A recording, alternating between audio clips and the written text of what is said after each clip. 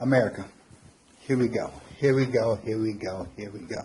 Hey, look, I just wanted to come to you real quickly and just tell you something that's been a passion of mine for a few years. And some of you out there may already know. Some of you may be dealing with it. Some of you may know people who are dealing with it. This is dealing with PTSD, post-traumatic stress disorder. And it is just that. It's a disorder. It's a disorder that has been in our society for years. I mean, probably before World War I and World War II. However, they just didn't know what it was. So since they didn't know what it was, they didn't know how to deal with the people who were suffering from it. Even in Vietnam, people came back from Vietnam having challenges, having issues.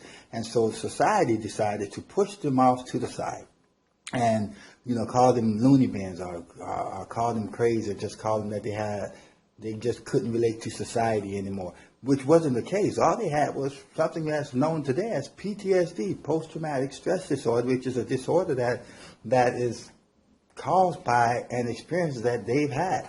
People we see every day has PTSD, whether or not they were involved in a car accident, they could have been involved in a rape, in an abortion, they could have been involved in things that we see and do on a daily basis. And it impacts their lives, and it impacts their lives in a negative way. That's all that is. It's just now that we have something to identify it, there's no real cure for it. You just get coping tools to deal with it. Most people who has PTSD will deal with it for the rest of their life.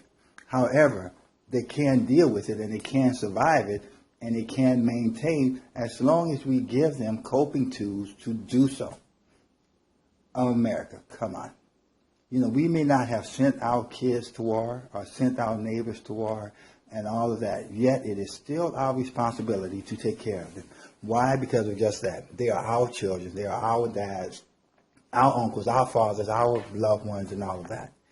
Suicide rate for military men today is high. It's staggering numbers. It will shock you.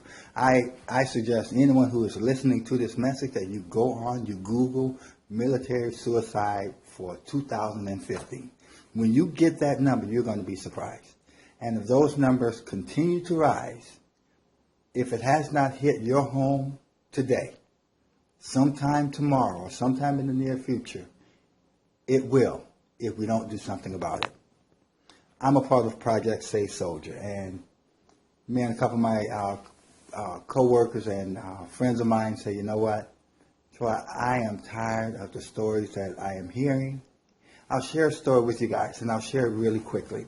I was out with a friend of mine, and we went to go do karaoke. I am not the best karaoke singer, so don't get it twisted.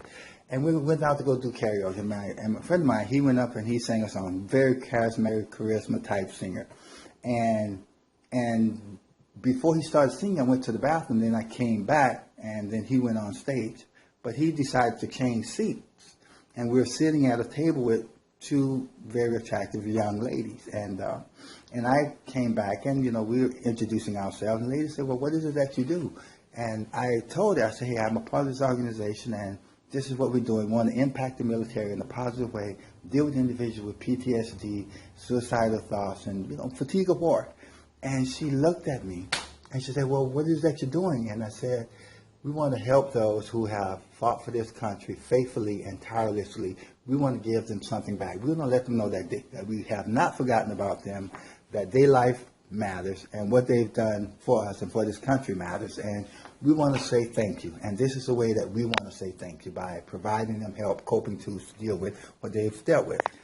And she started to cry. And I thought it was a very odd moment because we're in a kind of like a restaurant, bar and grill with karaoke. And I thought it was an odd place to start crying. However, she did.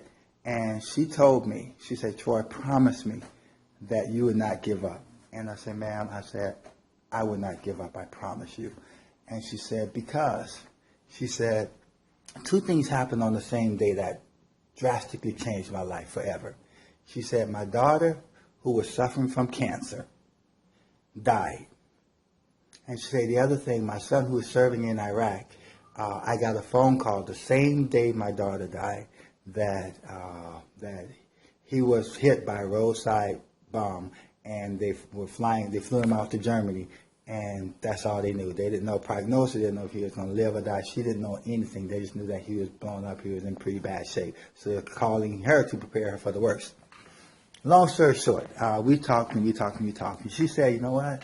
She said her son her son made it through, but he's held together by screws, nuts, and bolts, basically.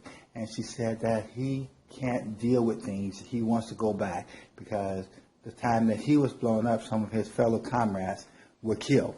And he felt as though he wasn't fit to live because those were his brothers in arms. So, and I say, you know what? Let's do something different. Let's help these men and women. Let's let them know that we love them. Let's express that not by saying it. Let's express it by action. Someone told me once before that love is an action word. So let's show them that we love them by doing something to show that their lives matter. Hey, I'm with Project Safe Soldier. You can look us up, www.projectsafesoldier.com. Support us. Support them. Support the cause. Let's not let another man commit suicide needlessly because he feels as though the walls are caving in and he has no way out. There's a way out. Life matters. Everyone's life matters. Yours too as well.